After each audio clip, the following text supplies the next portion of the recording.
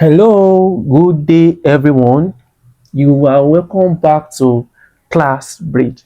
So very quickly in today's lesson, I will be introducing you to a course, Linear Algebra.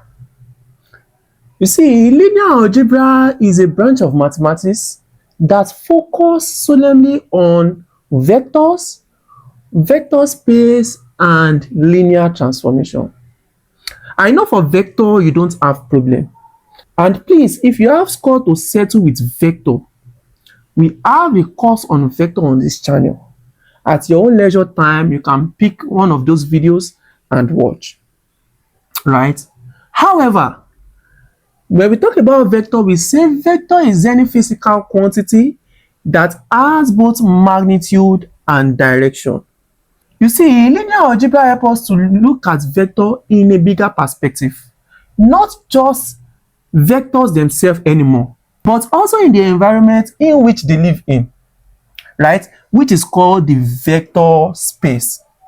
This implies that now we can see anything as a vector, provided they satisfied a well-defined laid down axioms.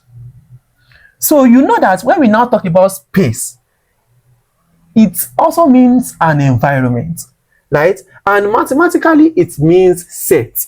And when we define set, we say set is the collection of a well-defined object. So how are these vectors going to be well-defined? It's through the laid down axioms, which means that once anything satisfies those axioms, we can call it a what? Vector space.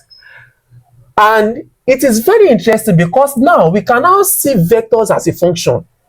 We can see vectors as matrices. We can see vectors as polynomials. We can see vectors as power series and what have you. Can you see? It is very, very interesting. Right now, I'm going to give you a definition for vector space, and I'm going to write out those axioms. Then I am going to explain them one by one. Okay, let's talk about the definition of a vector space. We say a vector space is a set of vectors for which addition and scalar multiplication are defined. So the first thing we need to note here is that vector space is defined on two operations, which is addition and scalar multiplication. Please take note of that. Such that if u and v are vectors in the same space and k is a scalar, then u plus v and ku are in the same space. Very good. What I need you to understand here is that when we say in the same space, it means that when we add two vectors together, it will also give you a vector. And this is what we call the closure property. Let's talk about closure property on real number. Closure property on real number is saying that when we pick two numbers on real number line and we add them together, the number is going to give us will also be a what? A real number. That's what closure property is telling us. For any two numbers you are picking, it will also be giving you what? A real number. So in vector space now, it's telling us that when we pick any two vectors and we add them together, it is also going to give us what? A vector. That is the reason why they are saying they are in the same space, right? So let's take an example now. Let's assume that our vector u is 2i plus 3j, and our vector v is equal to, let's say, 3i plus 6j. When we add these two vectors together, we have u plus v will be equal to, I hope we know how to add two vectors together. We just add them component wise. 2i plus 3i, that is going to give us 5i plus 3j plus 6j, that is going to give us 9j. So you can see 5i plus 9j is also a vector. So we can say 5i plus 9j is in the space. So this is right. So for the scalar product now, what we need to note is that when we take a scalar multiplication, two things can happen to our vector. It is either our vector is going to increase or it is going to decrease. So let's assume our k is equals to 3. It means that ku will be equal to 3 multiplied by 2i plus 3j equals to, now 3 times 2 will give us 6i plus 3 times 3 will give us 9j. You can see that when we take this multiplication now, it has enlarged our what? Our vector. And this is also a vector which is also in the space, right? It's as simple as that. We also need to note that these two operations we are talking about, which is the addition and scalar multiplication, must satisfy the 8 vector space axioms. I'm going to highlight them out now. So very quickly, we want to look at vector space axioms. And here in the vector space axioms, we have 4 axioms for addition and 4 axioms for multiplication. Okay, so here we say let V be a vector space and F a field of scalars. If U, V, and W are member, this means are member of what? Vector. And A, B are member of F, which is what? The field of scalars. Then the first axiom is telling us that, let's say A1, because this one is for addition, U plus V is equal to V plus U, right? And this is the commutative property of addition.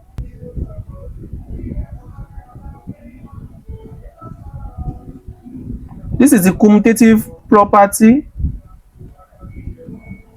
of addition.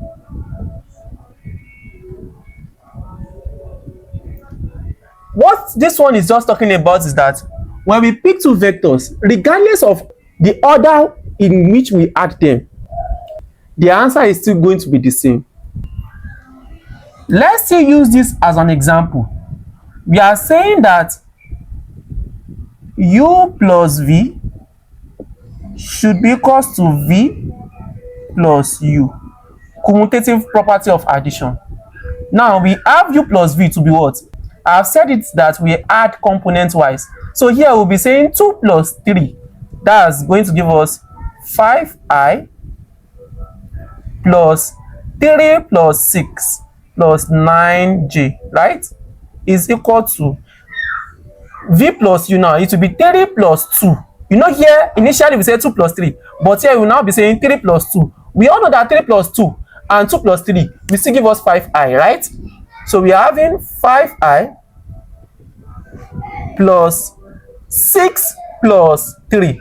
That's still going to give us 9j. So they are the same. So it satisfies.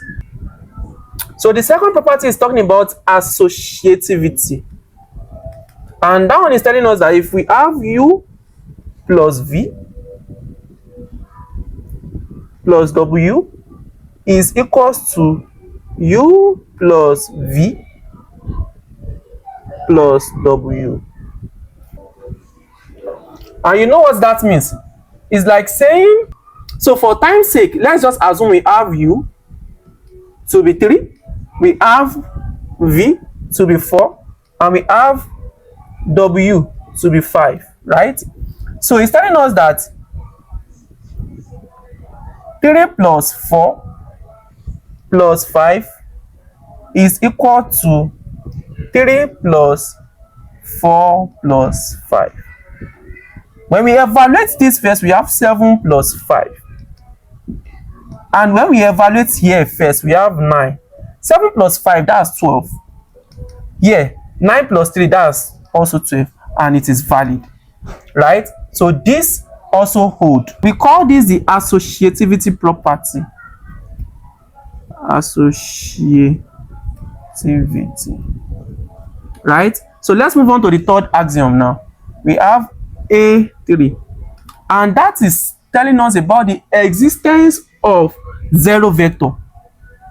Existence of zero vector.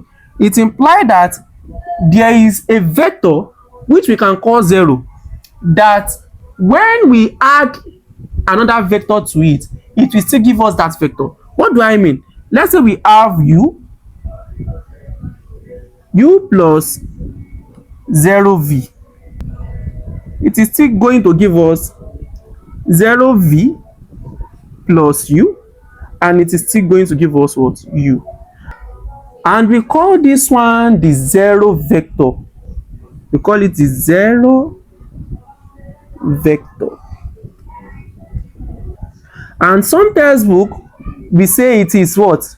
The additive identity element. And I'm going to explain. The additive identity element. So what do you observe? You know, when we have u plus 0v, 0v means 0, literally. So it's equals to what? 0 plus u, and it's going to give us what? U, right? So the 0v is what we call the zero vector, right? And it's telling us that any vector that when you add another vector to it, it is still going to give us that vector that we add to it. It's called what? The additive identity element. So the fourth axioms now. This one is talking about the negative vector, such that when we have u plus u prime, we will have it to be equal to what? 0, right? So u prime here is what we call what? Additive inverse. Additive inverse, or the negative vector. The negative vector. You are not going to say you are not seeing anything negative here. You are right. But what we observe? What am I going to add together to give me 0? What am I going to add together to give me 0? Now let's assume we have x plus x prime is equal to 0. It means that x prime is minus x in disguise. So it means that we'll be having x is equal to what? Minus x prime. So this minus x prime is what? Is the negative vector. So it's as simple as that. I think we are done with addition. We have just 4 for addition. Let's recap. The first one is the commutative property of addition. The second one is the associativity. The third one is the existence of the additive identity element, and also the existence of the additive inverse. All of this must exist for addition. So let's see the multiplication axioms. So the first one here is telling us that the scalar k is distributive over vector u plus v. So this one is talking about the distributive property. The distributive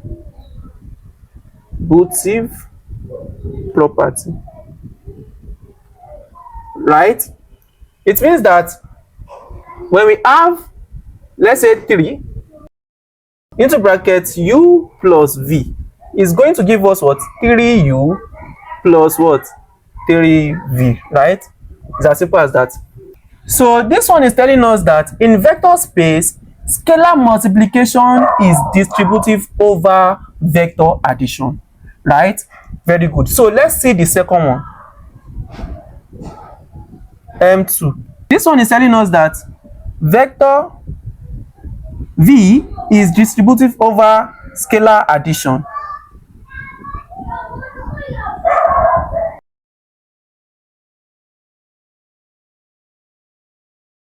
And this one is also talking about what? Distributive property. Let's talk about the third axiom for multiplication.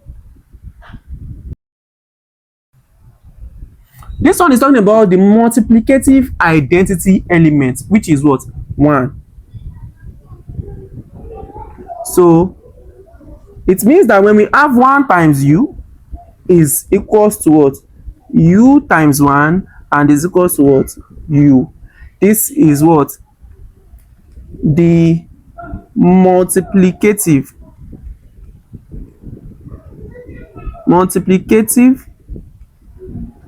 identity element, which is what? 1. This fourth one is telling us that scalar multiplication is associative. That is, when we have AB and a vector u is the same thing as A, B, U. It's saying that when two scalars AB act on a vector u, the order of grouping does not really matter. So it's as simple as that. So this one is talking about the associativity of scalar products. So it's as simple as that. I hope we are learning, right?